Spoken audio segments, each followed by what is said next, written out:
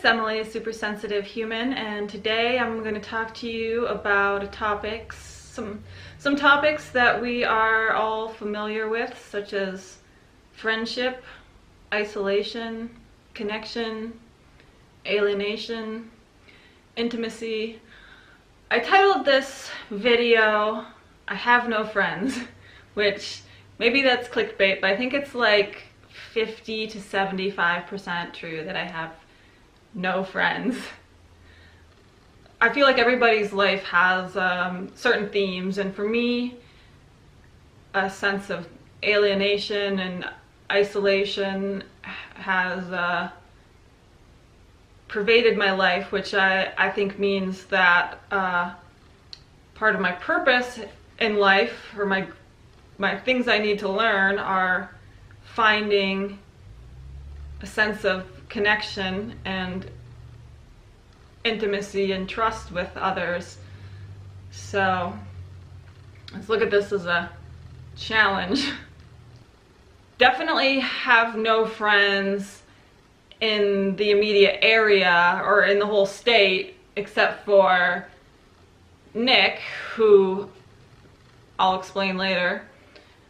I have many people that I talk to, like exchange a text message with, or a Facebook message with, or an Instagram message with. I mean, there's a couple dozen people like that, but those are fairly brief exchanges. So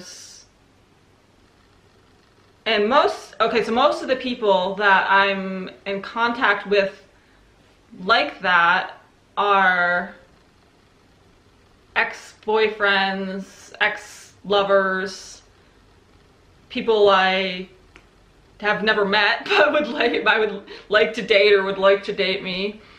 There's a lot going on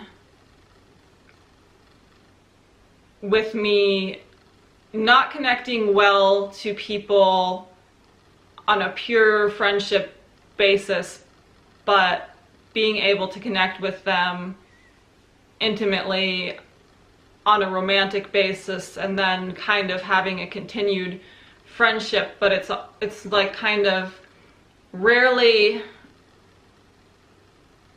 a true friendship with no attraction involved at all. So like Nick, who used to live here,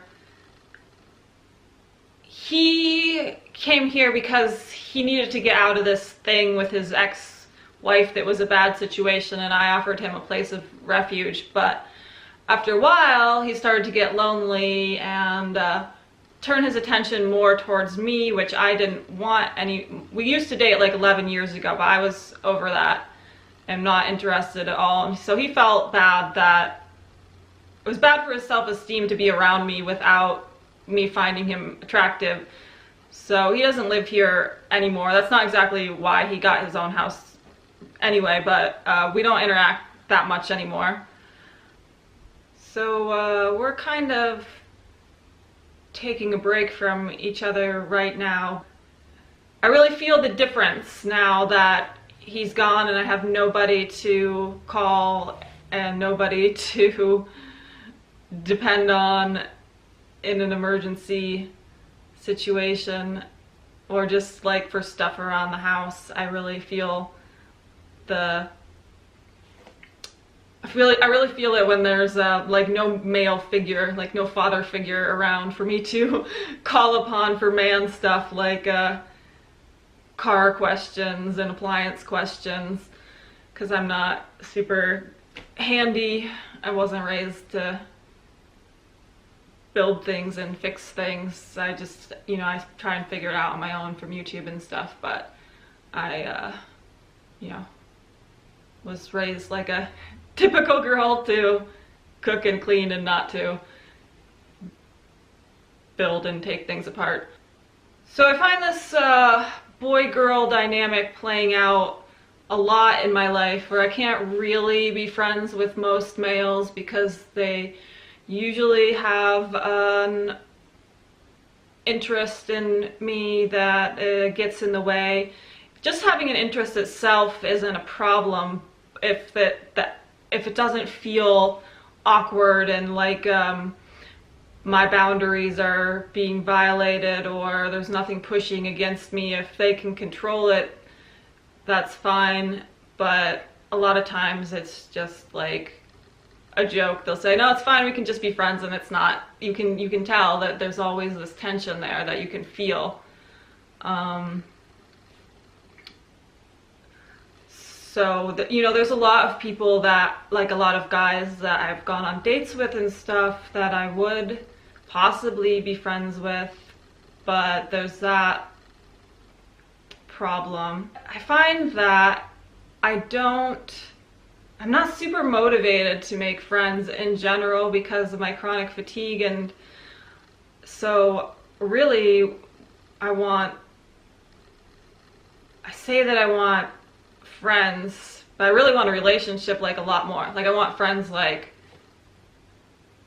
a 2 on a scale of 1 to 10, and I want a romantic relationship like a 10 on a scale of 1 to 10.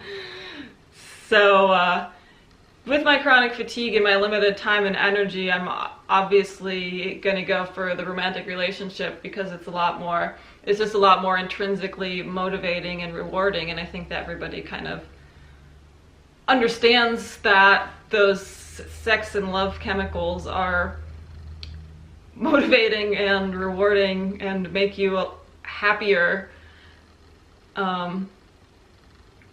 So I have a hard time, I'm very apathetic about just seeking out a new friend, even though technically I don't like not having any friends.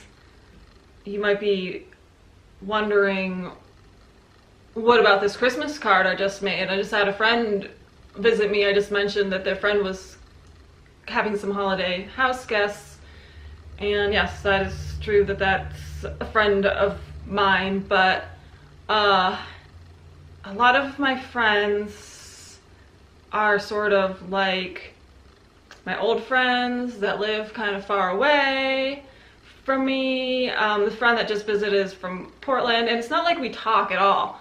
We don't talk at all in between these visits. It's just like, hey, I'm coming to your area, I really want to stop by, and I'm like, okay, sounds like fun, we can do some things, but it's not like a deep emotional connection. I definitely have no friends in the sense of somebody that I call on a regular basis or calls me and we talk about how our life's going and our problems, and we're like, yeah, I love you, I'm so glad that you're my friend, and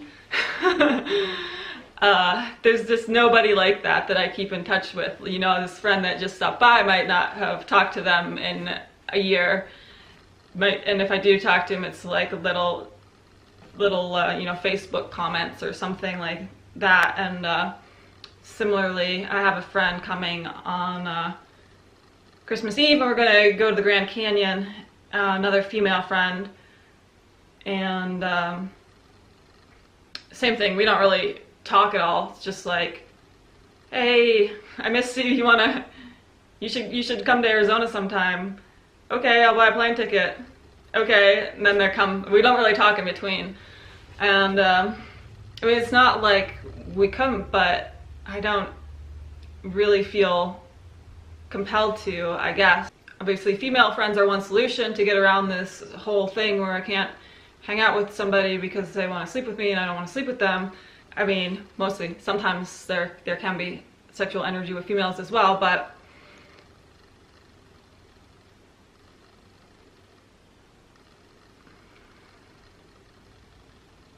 so, like, if you look at my phone in the last year, there's only about 20 people who have texted me in the last year. And the first one is my friend Jana, who I made the Christmas card with, who was just here. One of my rare female friends. Then there's a guy I used to date from Portland. Then there's a December 13th.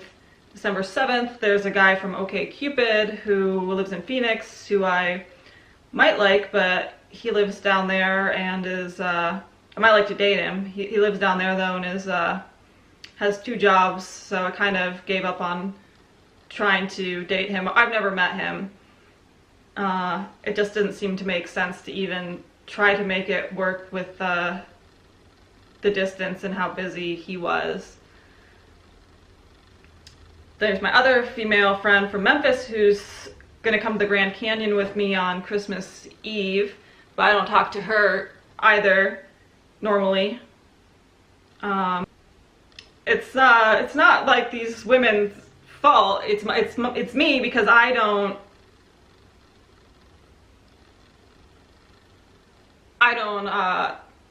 put in any effort to staying in touch with them, and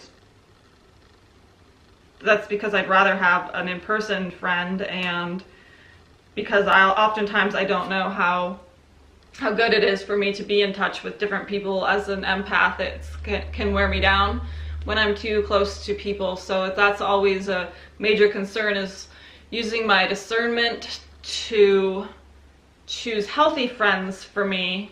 And I don't always know who's a healthy friend for me, but a lot of people from the past I don't relate to anymore. Like I said, I'd rather have an in-person friend, so I don't even try to figure it out really.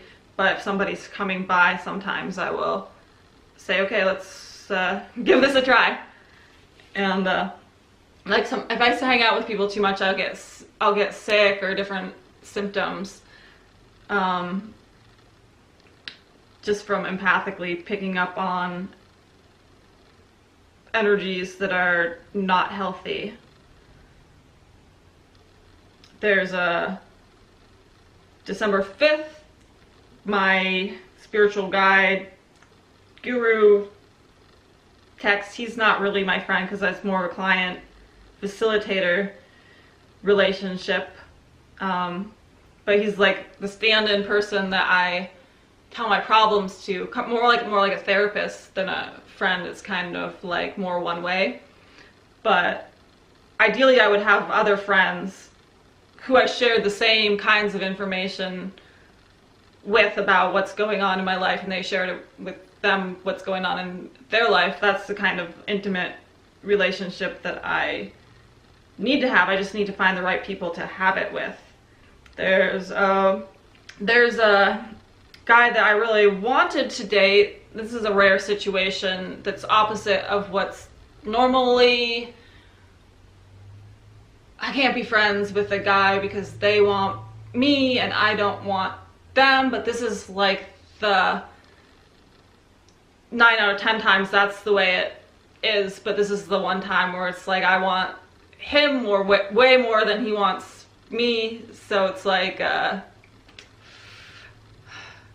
really, it would be really extremely frustrating to be around, you know, like being locked in a closet with a supermodel or something that you can't touch. And my level of romantic interest is high, like 10 out of 10, so I can't be friends because it'd just be so heartbreaking and devastating to not have it returned to me. So November 5th, there's an ex-boyfriend. October 11th, there's a guy I was friends with on the East Coast who I slept with, and I slept with his wife too. He's telling me they lost their baby. That's sad. I called him back, but he didn't call me back after I called him back, so I haven't heard about that.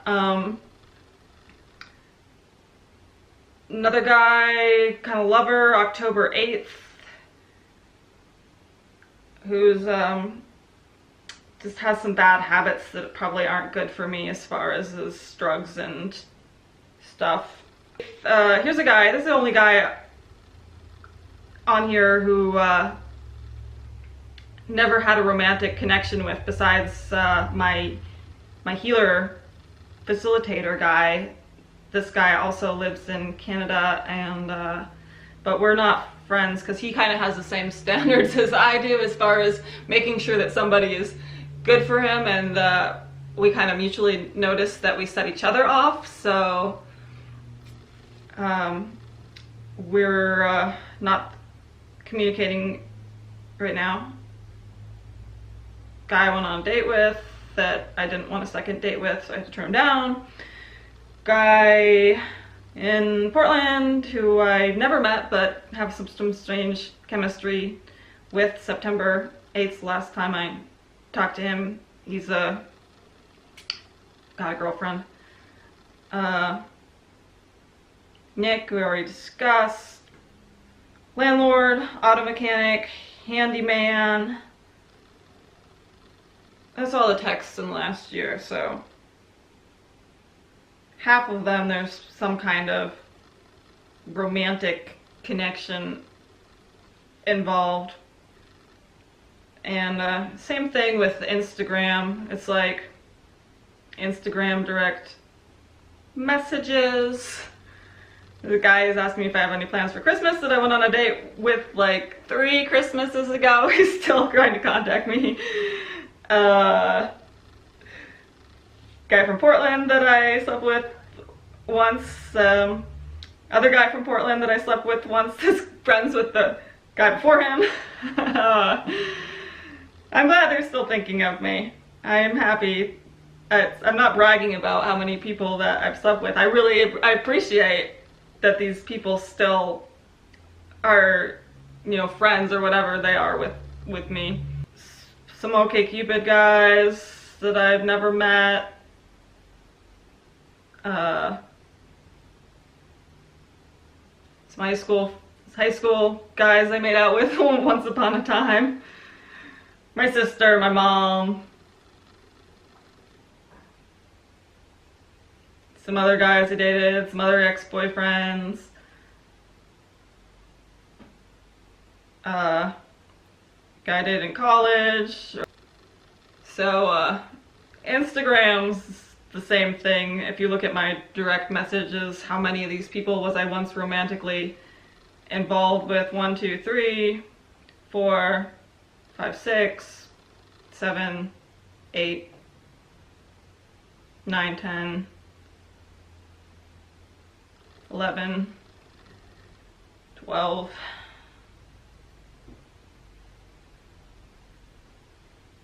12 out of 20 or so people. The other ones are mostly my family members.